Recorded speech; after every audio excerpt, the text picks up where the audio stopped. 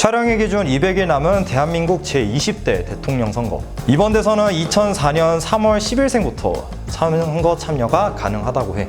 2004년생이 선거를 할 수 있구나. 투표! 선택이 아닌 의무인 것 알고 있지? 이 우리나라를 이끌 사람을 우리가 관심을 가지고 우리가 뽑아야지 누가 뽑겠어? 그럼 과연 이번 대선에는 어떤 인물들이 나올까?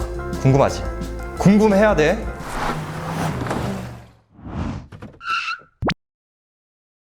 자, 다음 대통령 선거까지 200일 선이 깨진 현재 당내 경선이 연일 화제가 되고 있어. 이 당내 경선이란 것은 당을 대표하는 대통령 후보를 뽑기 위해서 당 안에서 치러지는 선거를 얘기하는 거야. 대통령 선거 전 미리 보는 대선 양상이라 사람들의 이목이 집중되는 거지. 오늘은 현재 한국에서 가장 큰 두 정당의 지지율 탑 3 후보들을 뽑아서 알려줄게. 후보들의 구체적인 공약이 나오기 전 후보들의 비전과 가치관을 우리가 한눈에 그리고 쉽게 설명을 해줄게. 그 전에 구독과 좋아요, 댓글, 알림 설정 부탁할게. 먼저 현재 여당인 더불어민주당, 그중에서 가장 높은 지지율을 기록 중인 이재명 후보야. 이재명 후보는 성남시장, 경기도지사를 거치며 탄탄히 입지를 다져왔어. SNS 활동을 활발히 진행하며 소통하는 모습을 보여주고 정책이나 의사표현이 깔끔하고 확실하다는 점이 지지자들에게 작용했지만 끊이지 않는 구설수나 논란은 후보로서 반드시 해결해야 할 부분이야. 그럼 이재명 후보의 공약들을 한번 살펴볼게. 첫 번째, 전환적 공정성장으로 대전환 위기를 도약의 기회로. 여기서 전환적 공정성장이란 불평등과 양극화의 심화, 불공정과 저성장의 악순환, 경제적 강자의 횡포, 기후위기 등의 요즘 두드러지는 문제들을 극복하는 전략이야. 강자 횡포 근절과 공평한 규칙의 시장 질서 확립으로 부당한 차별과 격차 없는 노동시장을 만들고 경제적 기본권과 돌봄 기본권을 보장하여 모든 사람들의 역량을 강화하는 학습사회를 구축하는 것을 목표로 하지. 두 번째, 기본소득으로 경제발전과 분배 정의의 기반 마련. 세 번째, 기본주택 공급 및 부동산 안정화 실현. 네 번째, 기본대출 시행으로 금융기본권 보장 및 포용적 금융제도 실현. 다섯 번째, 여성이 불안하지 않은 나라, 청년에게 희망을 주는 나라. 여기가 또 이슈가 됐던 부분이지. 여성이 안전하고 평등한 일터를 만들고 경력 단절로부터 자유롭고 돌봄 걱정 없는 사회를 만들겠다는 거야. 그리고 취약계층이 되어버린 청년 세대들에게 기본소득, 기본주택, 기본금융으로 희망을 준다고 하는데 이 공약에 대해 많은 사람들의 설전이 이어지고 있어.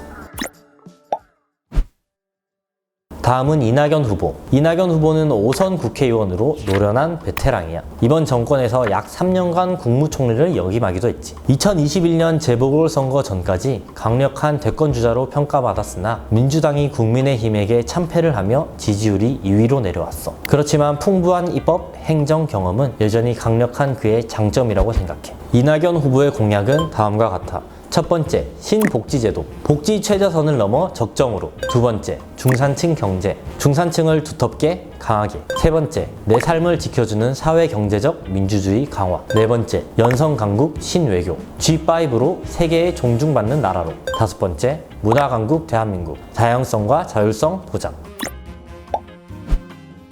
민주당의 마지막 후보, 추미애 후보에 대해 한번 알아볼게. 추미애 후보는 이번 정권의 법무부 장관을 지냈었지. 그녀는 최초의 여성 판사 출신 국회의원, 최초의 여성 여당 대표, 대한민국 헌정사상 최초의 여성 5선 국회의원 등 최초의 타이틀을 많이 지녔어. 추미애 후보가 내건 비전은 총 5개야. 하나씩 살펴볼게. 양극화 불공정은 최근 이슈가 많이 되고 있는 문제지. 우리 채널에서도 세대 갈등에 대해 다룬 적이 있는데 세대뿐 아니라 계층, 성별 등 많은 종류의 양극화가 일어나고 있어. 구조화되어 정착이 되어버린 양극화와 불공정 타파를 추미애 후보는 첫 번째 비전으로 내걸고 있어. 다음은 선진 인권 국가.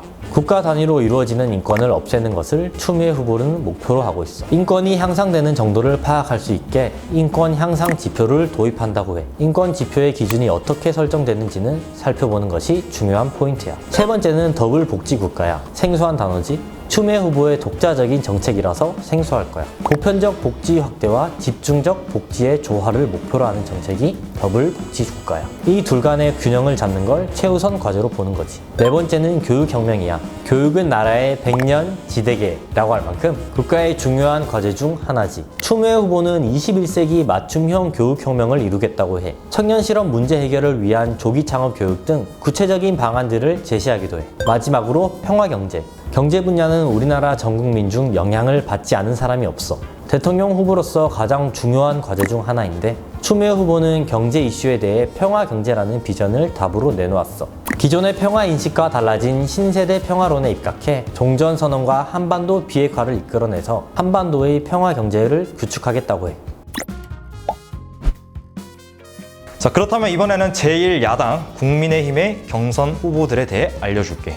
첫 번째는 역시 제일 먼저 떠오르고 가장 지지율이 높은 후보 윤석열 후보야. 현재 대한민국에서 가장 핫한 인물 중 하나지. 그는 문재인 대통령에 의해 서울중앙지검장으로 등용되어 이명박, 박근혜 정부에 대한 적폐청산 수사를 지휘하며 이름을 알리기 시작했어. 그러나 2019년 조국 전 장관을 조사하면서 문재인 정부에 대한 수사를 함께 진행하였고 2020년 추미애 장관이 직무집행 정지 명령까지 내려서 이 대통령 그리고 민주당과의 사이가 완전히 틀어지게 되었지. 하지만 이 사건이 기점이 되어서 윤석열 후보에 대한 관심이 엄청나게 늘어났어. 물불 가리지 않고 수사를 하는 공정한 인물이라고 말이지. 이때부터 윤석열 후보가 대선 후보가 되어야 한다고 보수 진영에서 목소리가 막 나오기 시작한 거야. 자, 그럼 윤석열 후보의 비전에 대해 알아볼게. 부동산 시장 정상화, 역동적이고 공정한 경제 시스템 구축, 성장과 복지의 선순환 구조 창출.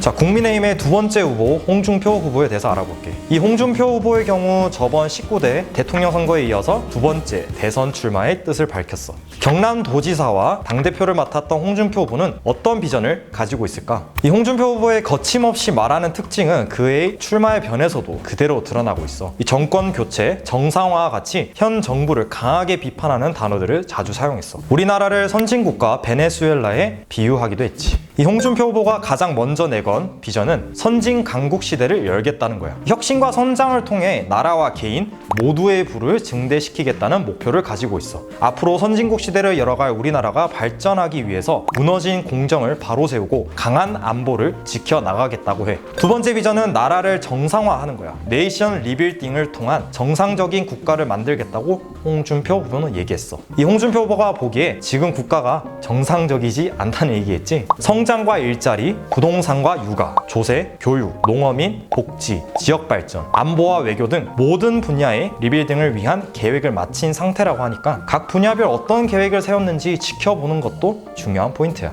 마지막으로 정권 교체. 이 정권 교체를 비전으로 내걸 정도로 정권 교체에 대한 필요성을 강하게 어필하고 있는 홍준표 후보야. 이 국제관계와 국정을 모두 언급하면서 정권 교체를 본인이 꼭 해내겠다고 자신있게 얘기하고 있어. 이 지난 대선에서의 패배를 직접 언급하며 저번 대선과는 180도 달라진 모습을 보여줄 것이라고 약속한 홍준표 후보야. 어떻게 달라졌는지 우리 함께 지켜보자고.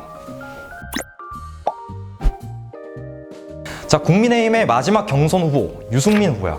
유승민 후보도 우리나라의 현 상황을 갈림길에 비유했어. 이 앞에 얘기했던 홍준표 후보와 인식이 비슷하다고 볼 수 있겠지? 유승민 후보는 특정 후보가 미워서 상대를 찍는 선거를 비판했어. 최근의 선거들이 이 네거티브에 치중하는 경향이 있는데 이를 좋지 않게 보는 것 같아. 자, 경제, 안보, 외교 등 나라를 이끌어갈 리더십이 확보된 후보들이 뽑히는 선거가 되어야 한다고 주장하고 있어. 유승민 후보 하면 가장 먼저 떠오르는 것이 바로 경제인데 이 경제 대통령이 되겠다는 말에 걸맞는 경제 정책을 제시할 것인가, 그리고 다른 후보와 얼마만큼 차별화가 되느냐를 지켜보는 것이 중요한 포인트야.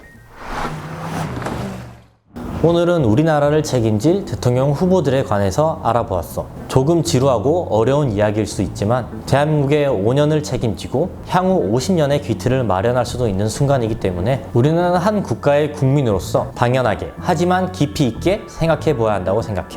처음에 언급했지만 투표는 선택이 아니라 의무라는 것 꼭 기억해줬으면 좋겠어. 우리는 다음번에 더 좋은 주제로 돌아올게. 그럼 부탁할게. 대한민국의 5년을.